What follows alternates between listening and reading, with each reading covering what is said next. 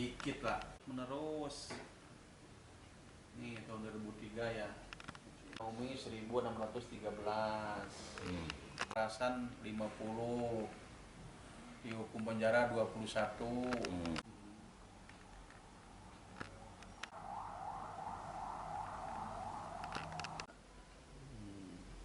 Angkanya Ya ini 3.000. perselisihan terus menerus 3150, ekonomi 1613, meninggalkan salah satu pihak 263, kekerasan 50, dihukum penjara 35, murtad 21, judi itu cuma 19. Perkara yang diterima tadi 7.000 itu. Tuh, mabuk 14, poligami 9. 24 udah 1746. Sampai detik ini jam berapa tuh? Jam udah bukan nggak punya, udah ngehilang.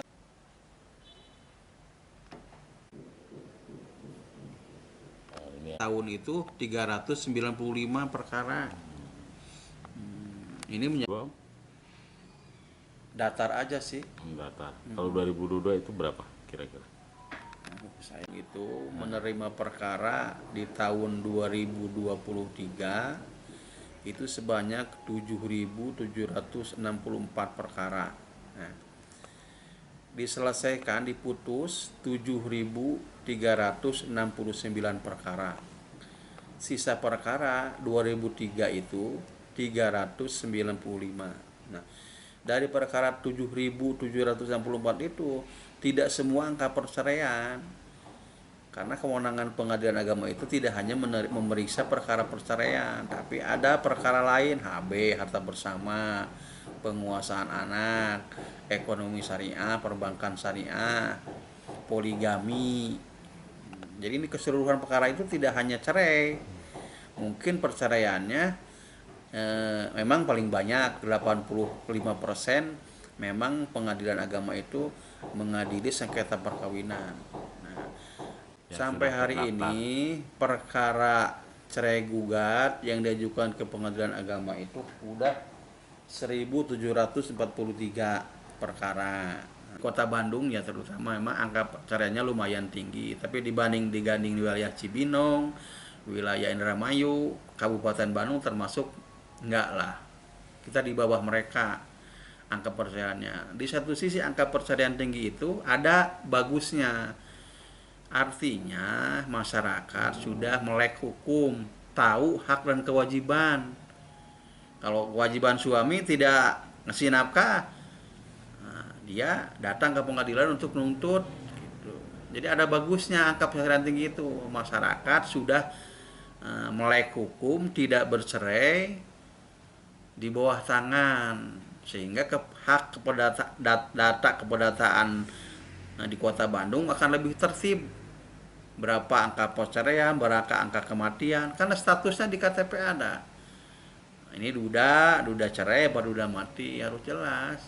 Tahun yang sama di bulan April memang ada peningkatan sekitar 50 perkara. Ini kan belum April, belum selesai. Yang jelas tahun kemarin di bulan April cuma 450. Sekarang udah 496, masih seminggu. Nah, gitu. Tapi tidak perlu signifikan. Kita menghimbau kalau memang ingin bercerai, memang harus ke pengadilan.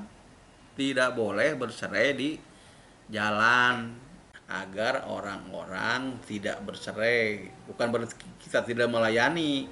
Di antaranya sebelum ketok palu ada proses. Ada proses perdamaian, ada mediasi, dan juga disyaratkan untuk perempuan yang akan mengajukan cerai harus pisah rumah dulu kurang lebih 6 bulan. Kalau belum pisah 6 bulan, ada kemungkinan perkaranya tidak diterima, ditolak gitu. Sebenarnya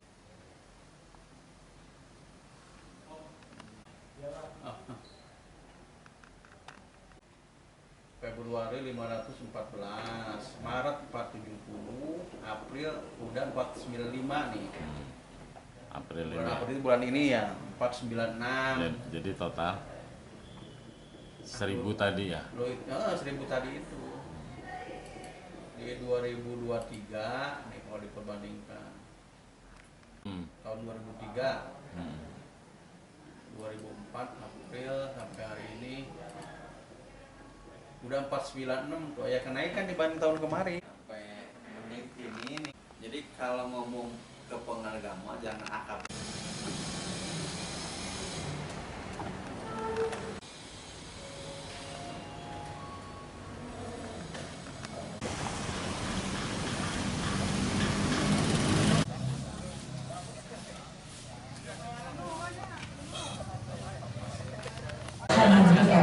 Orman Abdullah Fajar. Iya. Ke Ihsan Nawawi NPR. Orman Abdullah Fajar.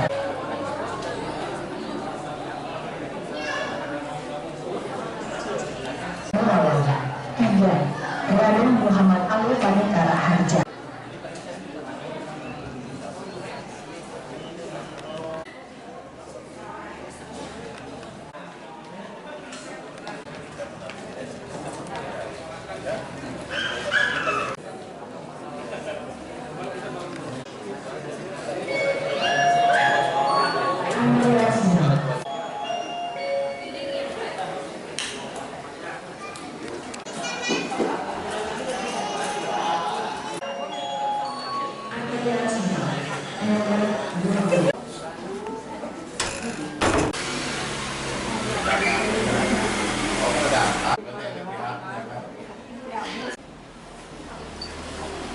Bisa nggak masuk ke dalam? Coba.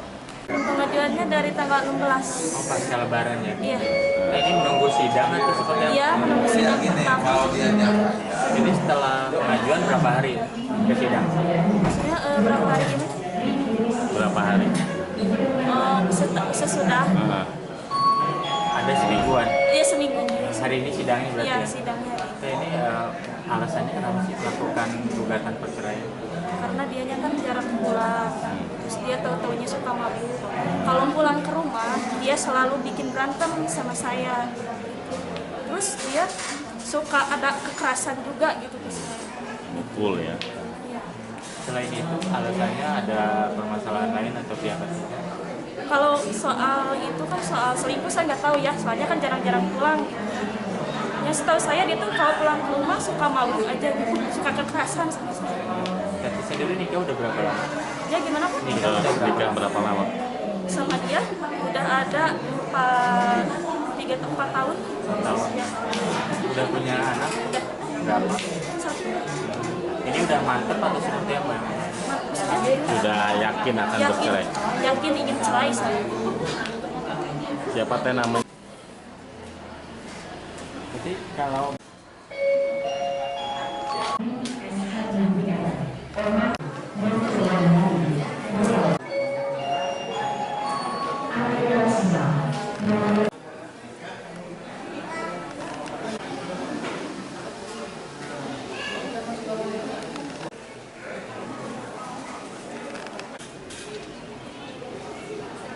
kasus perkara perceraian sudah hampir 10 ya dalamnya.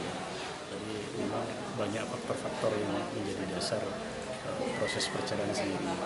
Selain dari sisi ekonomi, ada KDRT, terus kemudian ada hal-hal si suami itu mempunyai wanita yang lain dan menikah. Itu yang faktor yang paling dominan banyak yang terjadi di pengadilan gitu. Dari tahun yang lalu Mas, kalau untuk kasus ini Mas Didi sendiri menangani sudah lebih banyak tahun ini atau lebih sedikit dari tahun kemarin?